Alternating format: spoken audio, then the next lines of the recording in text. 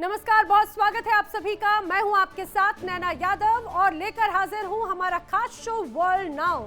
इस खास शो में हम बात करेंगे दुनिया की उन बड़ी खबरों की, वो बड़ी खबरें जिनका सीधा असर होता है दुनिया के हर देश पर। हम सिर्फ खबर ही आपको नहीं बताते बल्कि उसका पोस्टमार्टम करते हैं। इस खास बुलेटिन में, इस खास शो में हम आपको खबरों के हर पहलू से करवाते हैं रूबरू और आपको आज बताएंगे क्या कुछ है आज के इस वर्ल्ड नाउ में खास, जो सीधे असर डालेगा आपसे या आपके देश पर भी। अब वर्ल्ड नाउ में आज हम जिन खबरों के बारे में आपको बताने वाले हैं वो अलग अलग खबरें हैं। ट्रंप के बारे में बताएंगे। मिडिल ईस्ट की जंग आज उस मोड़ पर आ खड़ी है जहां से पूरी दुनिया का भूगोल बदल सकता है। जी हां, कल तक ईरान को मिटाने की धमकी डोनाल्ड ट्रंप दे रहे थे। क्या अब वही डोनाल्ड ट्रंप सरेंडर की मुद्रा में आ चुके हैं? भारतीय समय के अनुसार कल सुबह 6 बजे डोनाल्ड ट्रंप व्हाइट हाउस से दुनिया को संबोधित करने वाले हैं। अब कयास ये लगाए जा रहे हैं कि ट्रंप सीज फायर का ऐलान कर सकते हैं, लेकिन क्या शांति की पहल इसे माना जाए या किसी बड़े परमाणु हमले की आहट?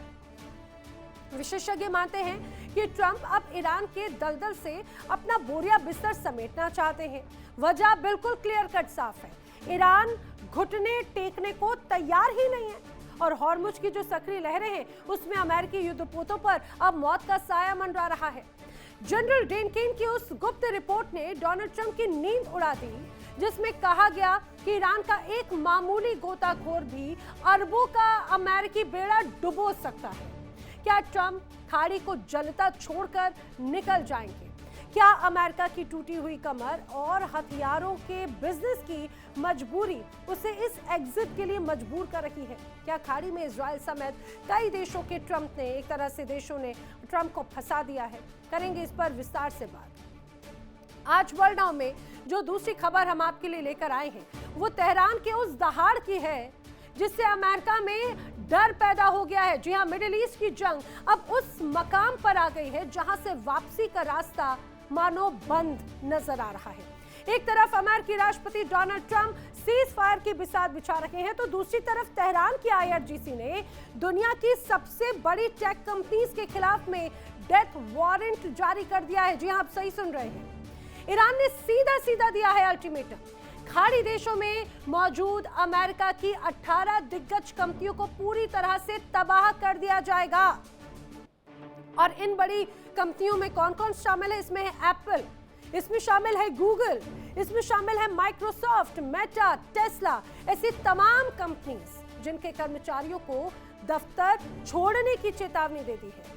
अब तेहरान का आरोप यह है कि ये आईटी और एआई कंपनियां युद्ध में अमेरिका और इजराइल के लिए जासूसी कर रही हैं। जरा सोचिए, अगर अरबों डॉलर का ये टेक इंफ्रास्ट्रक्चर ईरानी मिसाइलों की जद में आ जाता है तो केवल अमेरिका की कमर नहीं टूटेगी बल्कि ग्लोबल मार्केट में ऐसा भूचाल आ जाएगा जिसे संभालना नामुमकिन होगा। अकेले खाड़ी में इन कंपनियों का 150 से 250 बिलियन डॉलर का निवेश दांव पर लगा हुआ है। लेकिन खतरा सिर्फ यहीं तक सीमित नहीं है।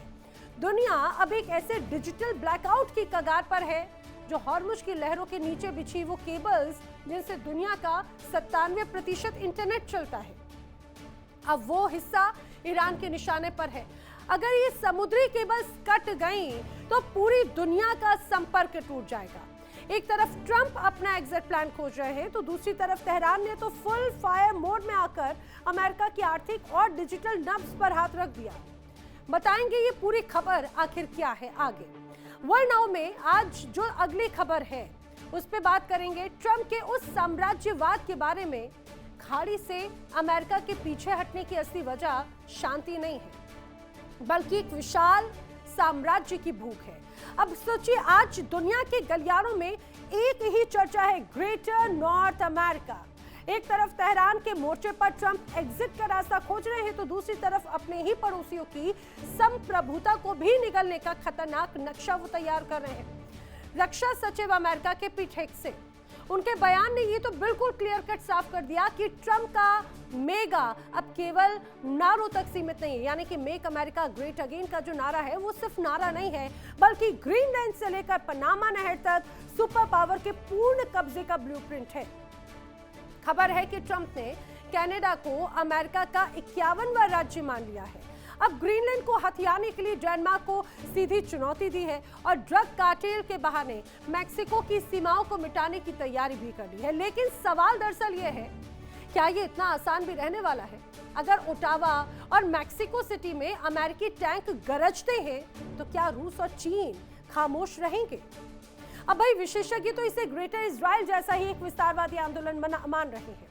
एक तरफ है नाटो जिसने अमेरिका का साथ छोड़ दिया, दूसरी तरफ है डोनाल्ड ट्रंप, उसे कागजी शेर बता रहे हैं और बाहर निकालने की धमकी दे रहे हैं।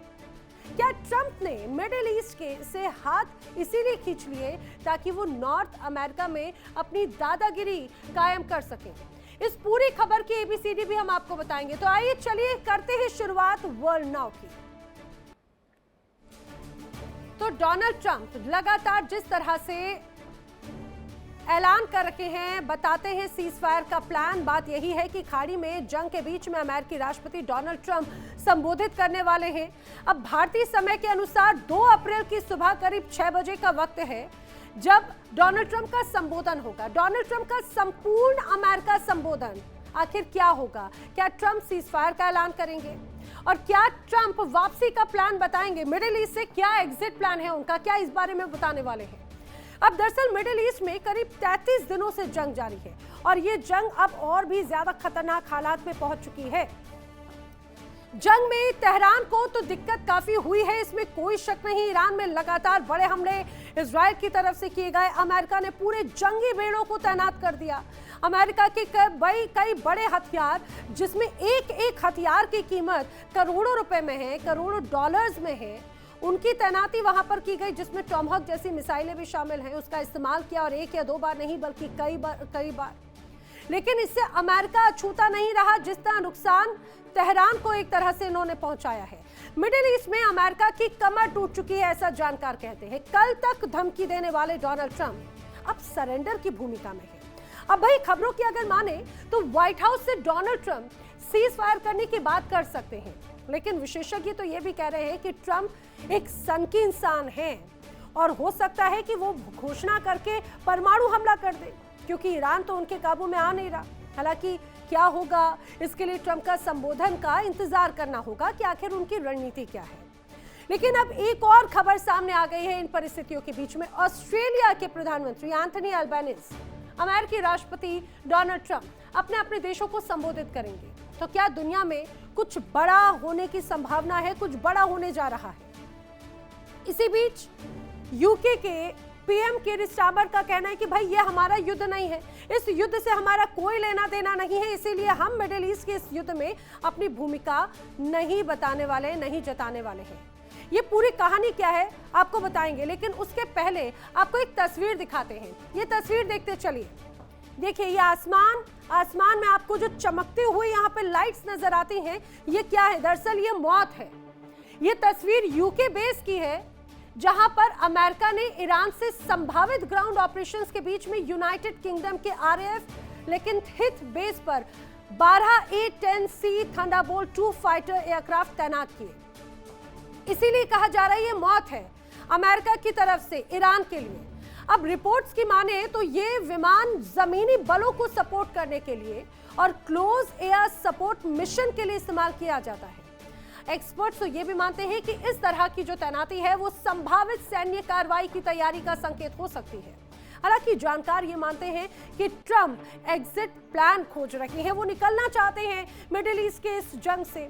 ईरान के साथ में 33 दिनों के साथ में जंग जो लड़ी, उसमें बड़ी घेराबंदी की, और जंग तो शुरू हुई लेकिन जंग शुरू होने के पहले से ही बड़ी घेराबंदी की गई थी।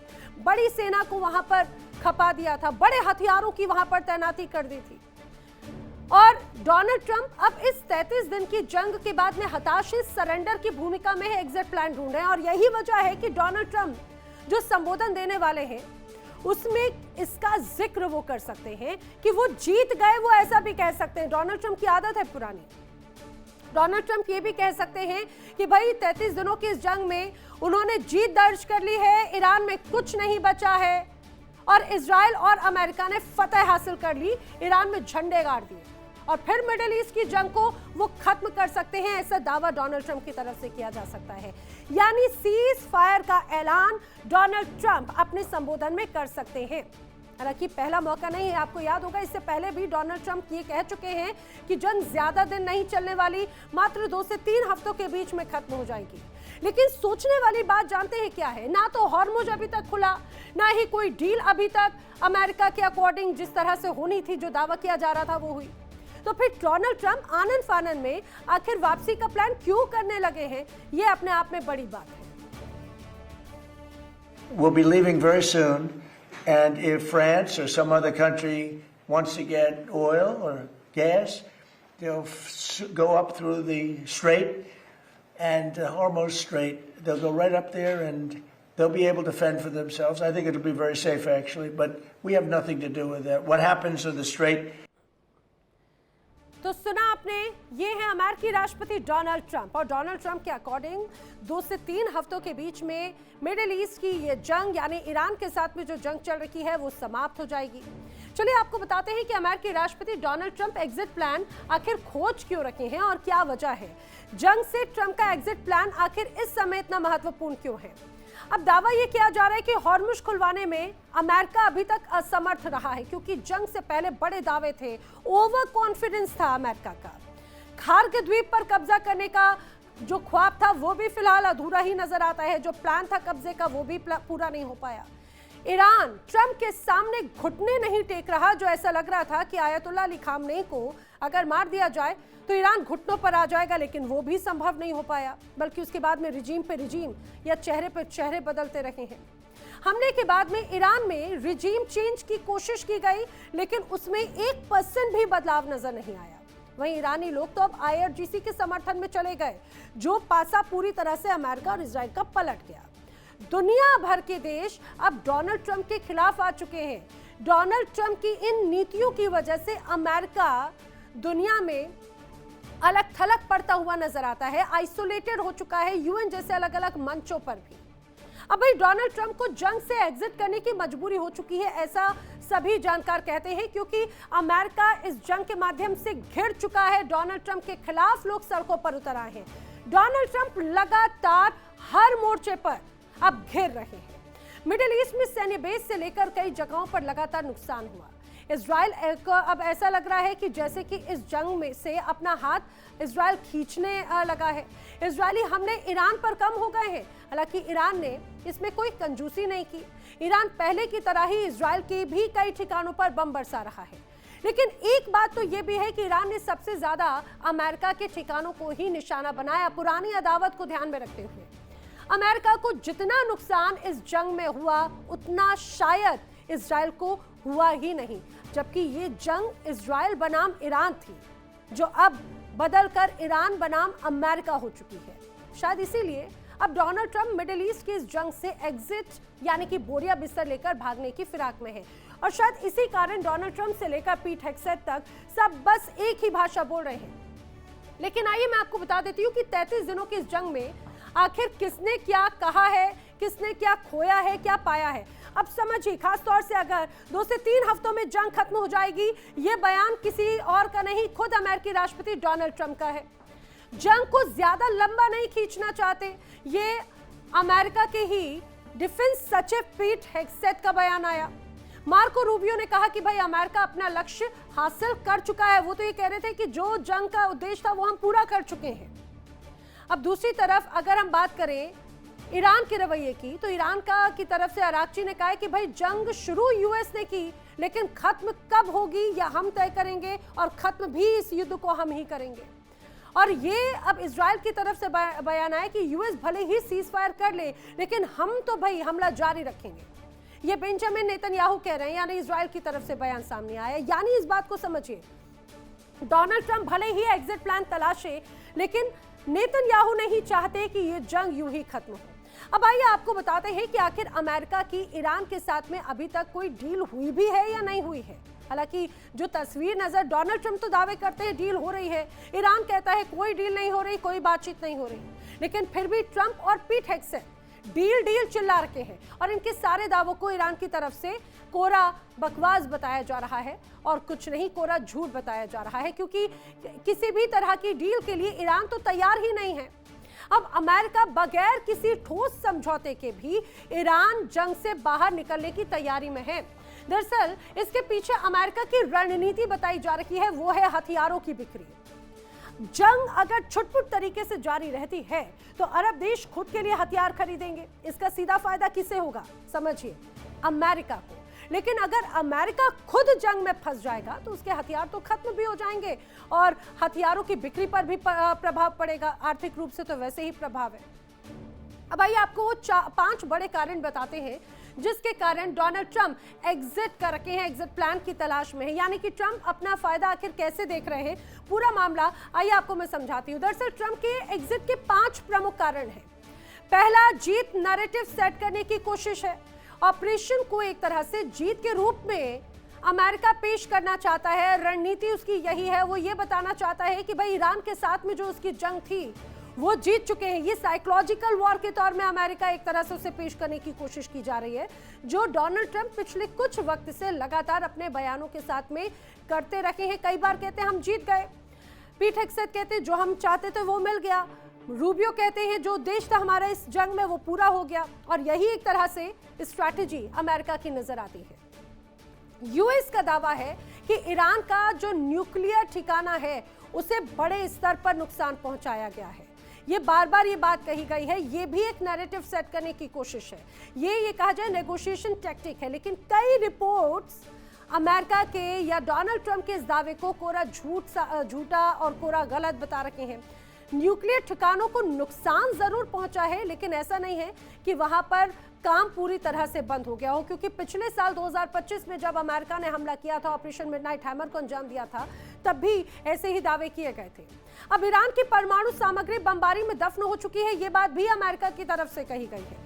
इतना ही नहीं, एक तो सबसे बड़ा दावा, जिस दावे के साथ में, जिस वादे के साथ में या जिस नैरेटिव के साथ में अमेरिका ने इस जंग का आगाज किया कि supreme leader Ayatollah Ali Khamenei को हम खत्म करेंगे और ईरान का रिजीम चेंज कर देंगे। रिजीम चेंज का दावा किया गया, लेकिन हुआ क्या?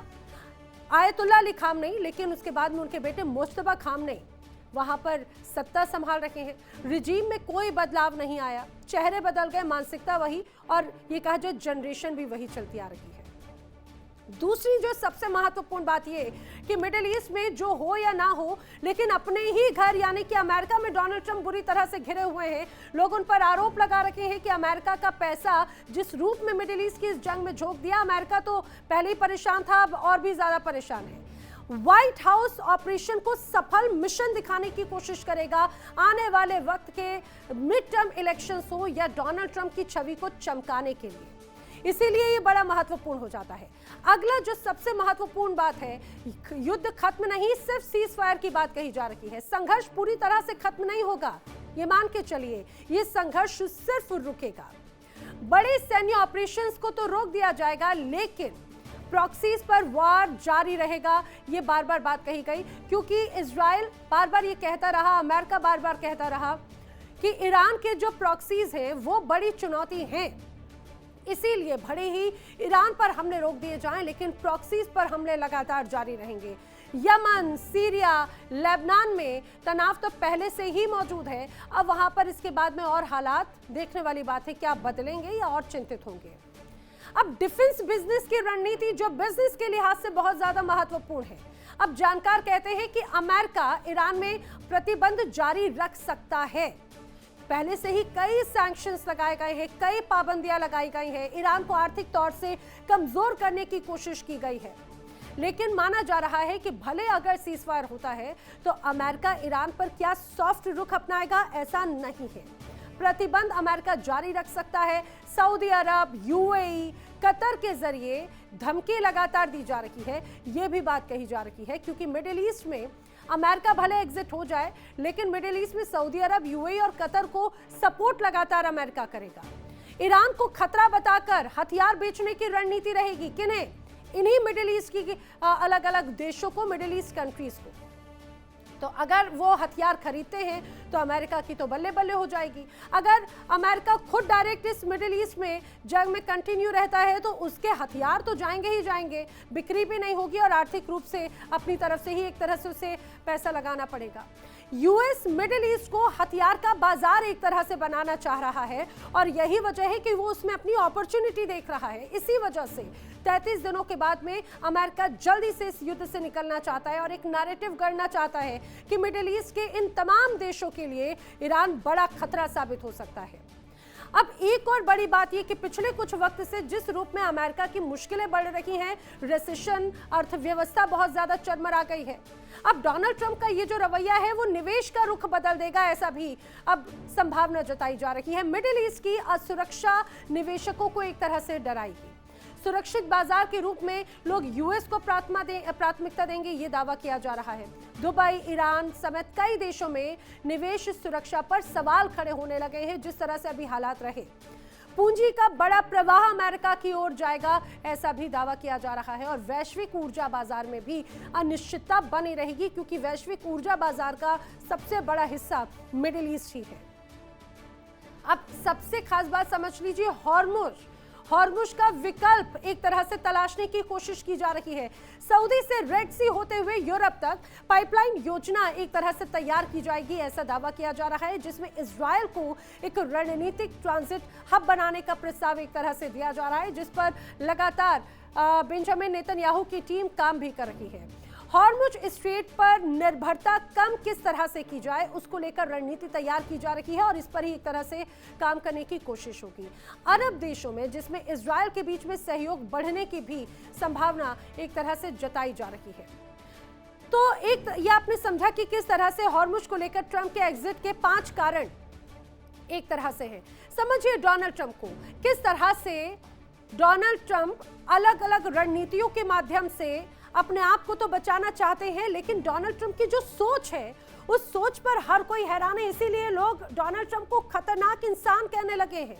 यानी कई देशों को डोनाल्ड ट्रंप ने जंग में झोंक दिया अपनी सनक की वजह से। कई देशों की अर्थव्यवस्था को डोनाल्ड ट्रंप ने तबाह कर दिया। डोनाल्ड ट्रंप ने अपना फायदा देखा और इसीलिए मिडिल ईस्ट को जंग की आग में झोंक कर गायब हो जाएंगे। अब समझिए जरा, डोनाल्ड ट्रंप तो बोरिया बिस्तर समेट लेंगे, लेकिन आखिर उसके बाद में होगा क्या? उसके बाद में इजराइल ईरान दोनों में आग धधकती रहेगी। समय समय पर प्रॉक्सी सीधे या कि कहा जाए कि यानी दोनों ही फ्रंट पर मुकाबला हो जाएगा। इजराइल के अलावा कई देश ईरान के खिलाफ हो जाएंगे, यही रणनीति है और बस इसी के बाद में अमेरिका को इसका फायदा मिल जाएगा। अमेरिका अपना हथियार बेचना शुरू कर देगा। अमेरिका ईरान पर प्रतिबंध जारी रखेगा ताकि ईरान कोई खतरनाक हथियार ना बना ले। हालांकि अमेरिका की जो हथियार और फाइटर जेट्स का जो बाजार है वो खुद से ही सवालों के घेरे में है। क्यों? क्योंकि जो ईरान ने किया है उससे ये तो साफ हो गया कि अमेरिका के जो हथियार हैं उनकी बिक्री में साफ तौर पर उसका असर दिखेगा, क्योंकि ये हथियार कुछ ज्यादा खास कमाल ईरान के साथ इस युद्ध में कर नहीं पाए हैं। अगर रणनीतिक तौर पर समझा जाए तो अमेरिका को जिस से उम्मीद थी वो ईरान संघर्ष में उनका साथ देंगे, वो समय आते आते पीछे हट गए। अमेरिका को ठेंगा दिखा दिया और सभी ने बस एक ही बात बोली कि भाई ये जंग आपने शुरू की है, आप खुद जंग में कूदे हैं, आप खुद ही समझ लो। अब इजराइल ने तो जमीनी स्तर पर सैनिक उतारने तक से मना कर दिया। वो नहीं चाहते, वो कहते हैं कि भाई हम बूट्स ऑन ग्राउंड नहीं रखेंगे इस पूरे युद्ध में। इजराइल को बहुत अच्छे से पता है कि अगर ईरान में जमीनी सेना भेजी तो ईरान की जो सेना या फिर IRGC है वो इजराइल की सेना को जिंदा नहीं छोड़ने वाली। आइए आपको ये भी बता देते हैं कि किस किस ने आखिर अमेरिका को जंग में साथ देने से इनकार कर दिया। डोनाल्ड ट्रंप तो बड़े कॉन्फिडेंट थे कि भाई हम सुपर पावर हैं, हम जो कहेंगे वो होगा, हम अगर तमाम देशों को बोलेंगे हमारे साथ में आओ तो हमारे इशारे पर वो भागे भागे आएंगे। लेकिन डोनाल्ड ट्रंप को सीधे सीधे इन देशों ने कह दिया नो। किस किस ने कहा जान लीजिए, इसमें फ्रांस है, इसमें स्पेन है, इसमें इटली शामिल है, इसमें तमाम नाटो कंट्रीज शामिल है, इसमें ब्रिटेन शामिल है, इसमें जर्मनी भी शामिल है। यानी डोनाल्ड ट्रंप अब चारों तरफ से थक चुके हैं और डोनाल्ड ट्रंप चारों तरफ से हार चुके हैं। इसी कारण अब वो ढूंढ रहे हैं अपना एग्जिट प्लान। लेकिन क्या डोनाल्ड ट्रंप वाकई में एग्जिट कर पाएंगे? अपने आप में ये बड़ी बात हो जाती है। क्या उन्हें कुछ इसका कुछ फायदा होगा भी? ये भी अपने आप में सोचने वाली बात है। भाई कहा तो ये भी जाता है कि डोनाल्ड ट्रंप सिर्फ अपनी सुनते हैं, किसी और की नहीं। उनको किसी दूसरे की बातें पसंद तक नहीं आती। कुछ दिन पहले ही डोनाल्ड ट्रंप ने कहा था कि वो ये चाहते हैं कि उनके आसपास कम तेज लोग रहें, यानी कि कोई बहुत ज्यादा डेढ़ शाना ना हो डोनाल्ड ट्रंप के लिए अगर ये कहा जाए, तो वो ये नहीं चाहते कि कोई ज्यादा समझदार व्यक्ति हो, ज्यादा बुद्धिमान व्यक्ति हो। अगर कोई ज्यादा चालाक इंसान रहता है तो डोनाल्ड ट्रंप असहज महसूस करने लगते हैं, लेकिन इस बार डोनाल्ड ट्रंप ने एक इंसान की सुनी और वो इंसान है जनरल केन। जी हाँ, जनरल केन ने हॉर्मुज पर एक मीटिंग में रक्षा मंत्री पीट हेग्सेथ के सामने राष्ट्रपति डोनाल्ड ट्रंप को एक प्रेजेंटेशन दिया। इसमें केन ने बताया कि कैसे हॉर्मुज में एंट्री अमेरिका के लिए नुकसान का सौदा हो सकती है, और उसके बाद में डोनाल्ड ट्रंप ने हॉर्मुज से खुद को एक तरह से अलग थलग कर लिया।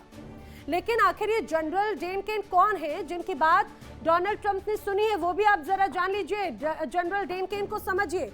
बताया जाता है जनरल डेन केन के लिए कि अमेरिका में सैन्य मामलों के सलाहकार के तौर पर इनकी भूमिका है।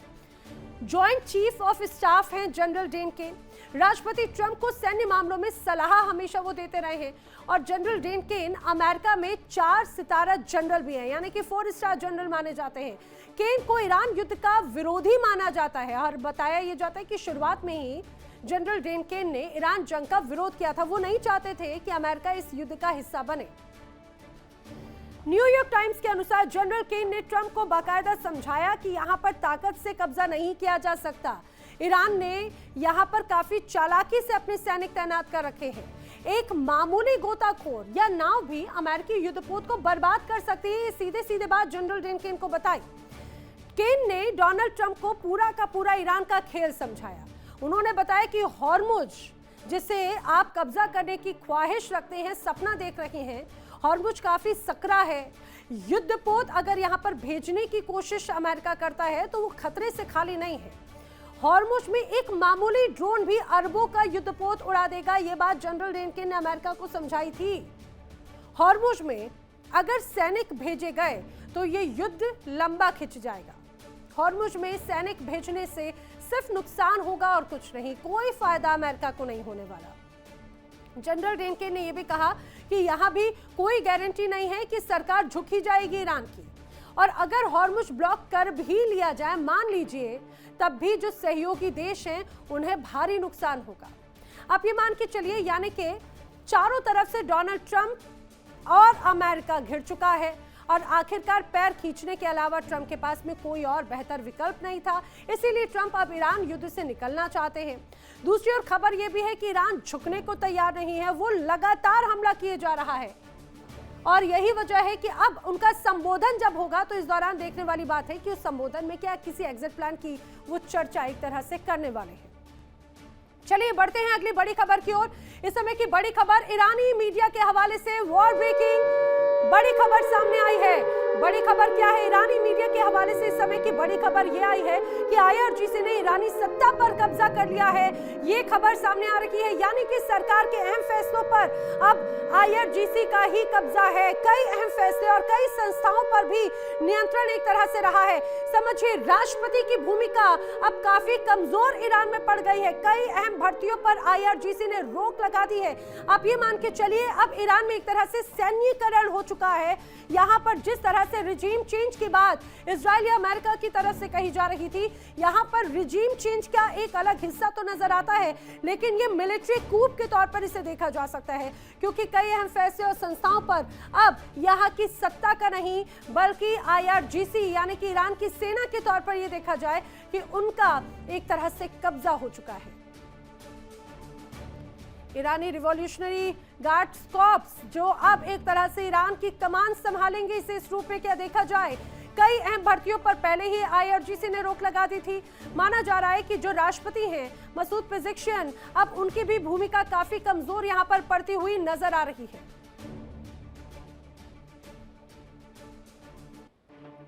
अब जंग के बीच में अमेरिकी राष्ट्रपति डोनाल्ड ट्रंप का भी एक बड़ा बयान सामने आया है। इस समय की एक बड़ी खबर वॉर ब्रेकिंग, जान लीजिए वॉर ब्रेकिंग क्या है।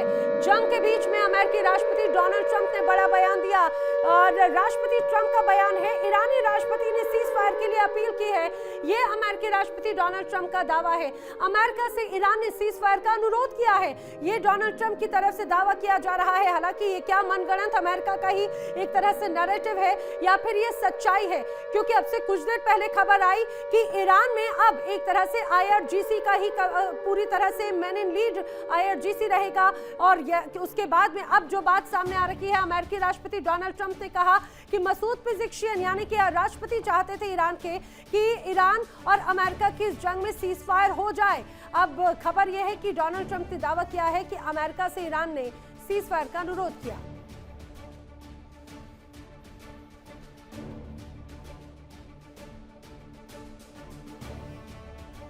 अब मिडिल ईस्ट की जंग में अमेरिकी राष्ट्रपति डोनाल्ड ट्रंप एक और सीजफायर की बात कर रहे हैं तो दूसरी ओर तेहरान फुल फायर है। तेहरान अब किसी के भी सामने घुटने नहीं टेकना चाहता। तेहरान ने कहा है कि जंग तो शुरू कर दी लेकिन अब खत्म करने के मूड में तेहरान बिल्कुल नहीं है, क्योंकि तेहरान में जो तबाही हुई है उसकी भरपाई आखिर कौन करेगा। इसीलिए अमेरिका और इजराइल को माफ करने के मूड में तो ईरान बिल्कुल नजर नहीं आता। अब ईरानी सेना IRGC ने अरब में अमेरिका की 18 टेक कंपनीज को सीधे सीधे धमकी दे दी। ईरान ने कहा है कि ये कंपनीज ईरान अमेरिका युद्ध में शामिल हैं अप्रत्यक्ष तौर से। IRGC ने कहा है कि इन कंपनियों के कर्मचारी दफ्तर से दूर रहें, रात में हमला होगा।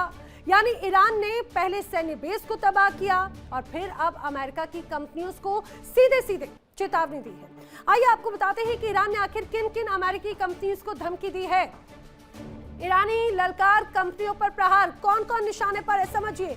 इसमें सिस्को शामिल है, इसमें HP शामिल है, इसमें इंटेल शामिल है, Oracle, Microsoft, Apple, Google, Meta, IBM, Dell, Palantir, Nvidia, JP Morgan, Tesla, GE यानी कि General Electric, Spire Solution, G42, Boeing, ये वो तमाम बड़ी कंपनीज हैं जो निशाने पर हैं ईरान के। और ये वो तमाम कंपनीज हैं जो मिडिल ईस्ट में एक तरह से वर्क कर रही हैं, सऊदी अरब हो, UAE हो, कतर हो। IRGC ने बयान जारी किया और ये स्पष्ट कहा ईरान में होने वाले किसी भी आतंकी हमले के जवाब में वो इन चुनिंदा कंपनीज और उनकी यूनिट्स को तबाह कर देंगे। ये चेतावनी 1 अप्रैल को तेहरान के समय के अनुसार रात 8 बजे आई और भारतीय समय अनुसार की अगर बात करें तो 10:30 बजे से लागू मानी जाएगी, यानी कि आज रात 10:30 बजे से।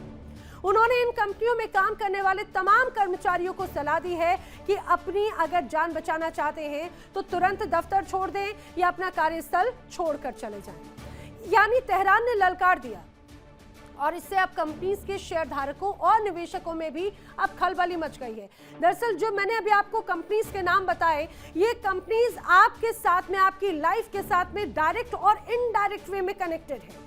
अगर यहाँ पर प्रभाव पड़ता है तो पूरी दुनिया पर इसका प्रभाव पड़ेगा। अब इससे पहले भी ईरान ने कहा था कि वो सभी कंपनियां जिनमें अमेरिकी निवेश है या फिर अमेरिकी सरकार को मदद कर रही है वो ईरानी मिसाइलों की जद में आ ही जाएंगी और उन पर कभी भी प्रहार हो सकता है। IRGC का आरोप क्या है जान लीजिए। IRGC ये आरोप ये लगा रहा है कि ईरान के खिलाफ जो जंग है उस जंग में ये तमाम कंपनीज लगातार मदद कर रही है। IT या फिर आर्टिफिशियल इंटेलिजेंस बेस्ड कंपनियां अमेरिका की मदद कर रही हैं। कंपनियां सॉफ्टवेयर के जरिए एक तरह से उसे टारगेट कर रही हैं और सॉफ्टवेयर के जरिए ईरान के खिलाफ काम कर रही हैं। US इजरायली सेना के साथ में ये तमाम कंपनीज काम कर रही हैं और इसीलिए ये तमाम कंपनीज अब ईरान के एक तरह से टारगेट पर हैं। ईरान के इस्लामिक रिवॉल्यूशनरी गार्ड कोर यानी कि IRGC ने जिन कंपनीज को चेतावनी दी उन कंपनियों का मिडिल ईस्ट में कुल नेटवर्थ भी खरबों में यानी कि ट्रिलियंस में माना जाता है, ट्रिलियन डॉलर्स में माना जाता है, क्योंकि इसमें दुनिया की सबसे बड़ी टेक कंपनी शामिल है। अब IRGC की हिट लिस्ट में जो कंपनियां हैं वो अमेरिकी तकनीक या AI और रक्षा क्षेत्र में सबसे आगे हैं। चलिए इन कंपनियों का नेटवर्क भी आपको मैं बता देती हूँ जिन्हें सुनकर भी आपके होश उड़ जाएंगे। कंपनियों का नेटवर्क और प्रभाव आखिर क्या है समझिए। मिडिल ईस्ट में कई कंपनियां ऐसी हैं जिनकी नेटवर्थ भी ट्रिलियन डॉलर्स में है, खरबों में है। मिडिल ईस्ट में कई कंपनियों को टारगेट करने की बात कही जा रही है। 1000 अरब डॉलर से अधिक की मार्केट कैप वाली कंपनियां इन मिडिल ईस्ट में काम करती हैं। अब इसमें एप्पल है, माइक्रोसॉफ्ट है, गूगल है, एनवीडिया, अमेजॉन, मेटा, ये तमाम कंपनी शामिल है। यानी कि आपके मोबाइल में वो जो तमाम कंपनीज हैं वो दरअसल ऑपरेट कहीं ना कहीं मिडिल ईस्ट से होती हैं और वो अब ईरान के निशाने पर है। इसमें बोइंग शामिल है, टेस्ला शामिल है, मेटा शामिल है और तमाम बड़ी रक्षा और उन्नत तकनीक में महत्वपूर्ण एनवीडिया, बोइंग, टेस्ला पर भी ईरान ने एक तरह से जासूसी का आरोप लगा दिया है। G42 अबू धाबी की एक प्रमुख AI फर्म मानी जाती है, जिसका मूल्यांकन भी अरबों डॉलर में माना जा रहा है। अब UAE की जो तकनीकी विकास है उसमें ये तमाम कंपनीज बड़ी भूमिका निभाती हैं और इसीलिए IRGC इन्हें टारगेट कर रही है, यानी ईरान इन्हें टारगेट कर रहा है। अब मिडिल ईस्ट में जिन कंपनियों को ईरान और IRGC ने धमकी दी, उन 18 कंपनियों का निवेश और उनकी डिजिटल भौतिक अवसंरचना का काफी ज्यादा महत्व है। मिडिल ईस्ट में इन 18 कंपनियों का प्रत्यक्ष और अप्रत्यक्ष तौर पर निवेश $150 बिलियन से $250 बिलियन, यानी कि अमेरिकी डॉलर एक तरह से बताया जाता है। ये कंपनियां हैं cloud computing, data centres, AI और बैंकिंग इंफ्रास्ट्रक्चर, जिनके जरिए पूरे क्षेत्र की अर्थव्यवस्था को ये पावर दे रही है। दरअसल समझिए, ये जो तमाम कंपनीज हैं, इनके जरिए रेवेन्यू कहीं ना कहीं अमेरिका जाता है और अमेरिका इससे मजबूत होता है और यही वजह है कि IRGC ने इन 18 कंपनियों को धमकी दी है। आइए आपको इसके बारे में और प्रमुख जानकारियां मैं देती हूं, जो प्रमुख कंपनियां हैं और उनका महत्व आखिर किस रूप में नजर आता है। G42 जो कि UAE बेस्ड कंपनी है, कहा जाता है G42 ये सबसे बड़ा निशाना होगा। $10 बिलियन से ज्यादा का निवेश एक तरह से इसमें है। G42 के अलावा क्लाउड सर्विसेज और data centre focus Microsoft, Google, Apple, Meta, ये वो तमाम कंपनीज हैं। और इसके अलावा ये भी समझिए, जो सिस्को सिस्टम्स को ऑपरेट करती हैं उसमें $5 से $8 बिलियन का निवेश एक तरह से माना जा रहा है। इसके अलावा डेल टेक्नोलॉजीज बताया जा रहा है कि $2 से $4 बिलियन का निवेश एक तरह से इसमें है। इसके अलावा प्लांटी टेक्नोलॉजीज $1 से $3 बिलियन का निवेश इसमें अमेरिका का है। निवेदिया अरबों डॉलर का निवेश माना जाता है, जो कि आर्टिफिशियल इंटेलिजेंस इंफ्रास्ट्रक्चर बेसिस का माना जाता है। इसके अलावा आप ये मान के चलिए, क्षेत्रीय कार्यालय और डेटा सेंटर्स को भी टारगेट किया जा सकता है, जिसमें ओरेकल शामिल है, IBM शामिल है, HP शामिल है, इंटेल भी इसमें शामिल है। इसके अलावा कई बड़े कॉर्पोरेट ठिकाने, जिसमें टेस्ला, बोइंग, JP मॉर्गन, इनके अलग अलग कॉर्पोरेट ठिकानों को भी एक तरह से निशाना बनाया जा सकता है IRGC की तरफ से। अमेरिकी कंपनियों को धमकी मिली तो अमेरिका ने आनन फानन में सहयोगी देशों को फोन घुमाना शुरू कर दिया और ये कह दिया कि भाई, ये जो तमाम कंपनीज हैं, इनकी सुरक्षा आपकी जिम्मेदारी है। जो देश इन कंपनीज के, ये कहा जाए कि जो कंपनियां इन जिन देशों में हैं, उनकी सुरक्षा की जिम्मेदारी आपकी। अगर मिसाइल से ईरान हमला करता है तो उन मिसाइलों को समय से गिराया जाए। लेकिन समझिए, डोनाल्ड ट्रंप ने तो कह दिया, अमेरिका ने तो कह दिया, लेकिन ये इतना आसान है नहीं, क्योंकि तेहरान जब हमला करता है तो प्लानिंग के साथ करता है और उसकी प्लानिंग का नतीजा 33 दिनों में कई बार UAE, सऊदी अरब, कतर, दुबई में कई बार अमेरिका भी देख चुका है, इजराइल भी देख चुका है। जिस तरह से तेहरान की तरफ से हमले हो रहे हैं, मिसाइली हमले हो रहे हैं, उनको इंटरसेप्ट करना इतना आसान नहीं है। दरअसल ईरान मिसाइलों से हमला करने से पहले ड्रोन उड़ा देता है। ईरानी ड्रोन को एयर डिफेंस के जरिए इंटरसेप्ट किया जाता है और इसी बीच में मिसाइलें अपने टारगेट पर हिट हो जाती हैं।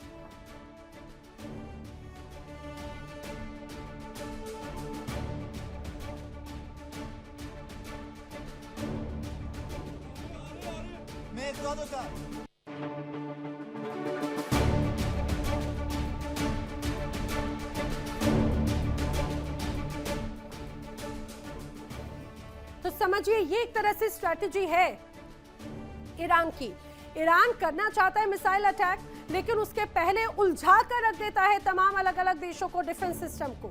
मिसाइल अटैक के पहले वो ड्रोन अटैक करता है। जैसे ही ड्रोन अटैक करने के लिए पहुंचता है, इंटरसेप्ट किया जाता है दूसरे देशों की अलग अलग डिफेंस सिस्टम की तरफ से और इसी बीच उन्हें उलझा कर ईरान कर देता है मिसाइल से हमला। यही कारण है कि ईरान ने सबसे ज्यादा तबाही मचाई और इस टेक्निक को दूसरे देश अभी तक समझ ही नहीं पाए थे। अब चलिए समझ लेते हैं कि आखिर ये तमाम कंपनीज खतरे में कैसे नजर आती हैं। खतरे में अमेरिकी कंपनीज हैं। यूएस का सीधा निवेश FDI बताया जाता है इन कंपनीज में करीब 92 करोड़ बिलियन के पार है, जिसमें गूगल जैसी कई बड़ी कंपनी शामिल है। अब इसको एक तरह से कहा यह जा रहा है कि एक्सनोबिल, शेवरॉन सैकड़ों अरब डॉलर के एसेट्स यहां पर एक तरह से दांव पर लग चुके हैं। पोर्टफोलियो सर्विसेज में भी कुल निवेश लगभग $300 बिलियन तक का, एक तरह से माना जा रहा है। गल्फ देशों की अगर बात करें तो $2 ट्रिलियन का निवेश यहां पर है, अमेरिका में यहां पर मौजूद है। अमेरिका ने सभी कंपनियों की सुरक्षा करने के लिए अन्य देशों को जरूर कहा। मिडिल ईस्ट के कई देशों में जो यूएस की कंपनियां मौजूद है, कहा कि भैया आपकी जिम्मेदारी है, लेकिन अब तमाम देशों के भी हाथ पैर फूल गए कि आखिर करें तो करें क्या। जहां अमेरिकी कंपनियां ईरानी मिसाइलों की जद में आने वाले हैं, तो दुनिया में एक और खतरा मंडरा रहा है। जानते हैं क्या? इजराइल, अमेरिका और ईरान के बीच में इस बढ़ते तनाव का असर अब सिर्फ एनर्जी सेक्टर तक सीमित नहीं रह गया, बल्कि इसका खतरा है वैश्विक इंटरनेट नेटवर्क पर भी। खाड़ी क्षेत्र में स्थित हॉर्मुज स्ट्रेट, यहां से दुनिया की बड़ी यात्रा में ऊर्जा आपूर्ति होती है, अब एक संभावित डिजिटल चेक पॉइंट के रूप में भी सामने आ रहा है। विशेषज्ञों के अनुसार अगर इस इलाके में संघर्ष और बढ़ जाता है या समुद्र के नीचे बिछी हुई इंटरनेट केबल्स को नुकसान पहुंच जाता है, तो कई देशों में इंटरनेट बाधित हो सकता है और इससे इंटरनेट की स्पीड धीमी होने से लेकर कनेक्टिविटी में भी बड़ी बाधाएं आ सकती हैं। आप समझिए, आपके हाथ में मोबाइल, आपके घर में इंटरनेट और हर एक चीज कहीं ना कहीं इंटरनेट से कनेक्टेड है। वो अगर बाधित हो गया तो ऐसा लगता है जीवन का आधा हिस्सा प्रभावित हो जाता है। हॉर्मुज में संघर्ष के कारण ही इंटरनेट की स्पीड कुछ हद तक स्लो हो भी गई है, आपने महसूस किया होगा। दुनिया केवल इंटरनेट पर निर्भर है। कैसे? हॉर्मुज में अगर जंग हुई तो दुनिया में इंटरनेट ठप हो जाएगी। जंग के बीच में इंटरनेट केबल ईरान काट सकता है, इसका भी अंदेशा अब दुनिया को डरा रहा है। अगर केबल कटी तो पूरी दुनिया का संपर्क टूट जाएगा। 97% इंटरनेट डेटा समुद्री केबल्स के जरिए चलता है। इसमें सी-मी-वी केबल कई देशों को यूरोप से जोड़ती है। AAE-1 सिस्टम एशिया और अफ्रीका का मुख्य लिंक है। जंग में इंटरनेट ब्लैकआउट का बड़ा खतरा पैदा हो चुका है और वैश्विक स्तर पर इंटरनेट बुरी तरह से प्रभावित है, ये संभव एक तरह से माना जा रहा है। वही EIG केबल पश्चिम एशिया में डेटा का आधार माना जाता है। यानी कुल मिलाकर समझिए, ईरान के साथ में इजराइल अमेरिका की जंग अगर हुई तो इससे प्रभावित खाड़ी के कई देश होंगे। जंग के कारण सिर्फ डीजल पेट्रोल तक एक तरह से उसका प्रभाव नहीं है, अब तो अमेरिकी कंपनियां और इंटरनेट तक एक तरह से इसकी आग पहुंच चुकी है। अब देखना यह होगा कि आखिर आगे होगा क्या। ट्रंप सीजफायर की मेज तलाश रहे हैं, शांति की बात करना चाहते हैं, लेकिन तेहरान ने तो साफ कर दिया कि अब कोई भी वार्ता नहीं होगी। मिडिल ईस्ट में जंग जारी है और जारी जंग के बीच में अमेरिका ने अपना एग्जिट प्लान खोजने की कोशिश की जा रही है, लेकिन अब जो खबर सामने आई है उससे ये तो साफ है कि अमेरिका का मकसद कुछ और ही नजर आता है। क्या? कुछ समय पहले डोनाल्ड ट्रंप ने एक नारा दिया, मेक अमेरिका ग्रेट अगेन, यानी कि मेगा। अब इस मागा के नाम पर जो अमेरिका और ट्रंप कर रखे हैं, उनके इरादे तो काफी खतरनाक हैं और ट्रंप इसी ओर अपने कदम बढ़ा चुके हैं। अब खबर यह आई कि ट्रंप कई जगहों पर प्लानिंग कर चुके हैं, उसमें मैक्सिको, उसमें ग्रीनलैंड और उसमें कनाडा भी शामिल है। अब जनवरी 2026 में अमेरिकी राष्ट्रपति डोनाल्ड ट्रंप ने सोशल मीडिया पर एक नया नक्शा साझा किया था, आपको याद होगा, जिसमें कनाडा और ग्रीनलैंड को अमेरिका के क्षेत्र के मुख्य रूप में एक तरह से दिखाया। लेकिन उसके बाद में हालांकि अमेरिका को काफी विरोध का सामना करना पड़ा। ये देखिए, ये वो मैप भी एक तरह से जारी किया गया था जिसमें कनाडा और ग्रीनलैंड भी अमेरिका का हिस्सा बताया गया। अब खबर ये आई कि इसी कारण तेहरान से एग्जिट प्लान अमेरिका देख रहा है। अब उसे लग रहा है कि फिलहाल ईरान को इजराइल और उसके जो पड़ोसी देश हैं उनके सहारे एक तरह से छोड़ देना है। अगर आक्रामक नीति के जरिए तेहरान पर प्रतिबंध जारी रखना है, क्योंकि अगर इधर अमेरिका फंसा तो उसकी प्लानिंग तो बीच में ही फंस जाएगी, प्लानिंग पूरी हो ही नहीं पाएगी। अब अमेरिकी रक्षा सचिव पीट हेग्सेथ ने हाल ही में इस बात को दोहरा भी दिया। पीट के अनुसार ये ग्रेटर नॉर्थ अमेरिका या ग्रेटर अमेरिका का प्लान ही है, यानी कि ट्रंप अमेरिका के साम्राज्यवाद की तरफ बढ़ रहे हैं। किसी को धमकी के जरिए समझाते हैं तो किसी पर हमले के जरिए। आखिर मिशन क्या है? सीधे तौर पर कब्जा करना। आइए आपको बताते हैं पीट हेग्सेथ का वो बयान जिसमें वो ग्रेटर अमेरिका की बात कह रहे हैं। That is why President Trump has drawn a new strategic map from Greenland to the Gulf of America to the Panama Canal and its surrounding countries. At the Department of War, we call this strategic map the Greater North America.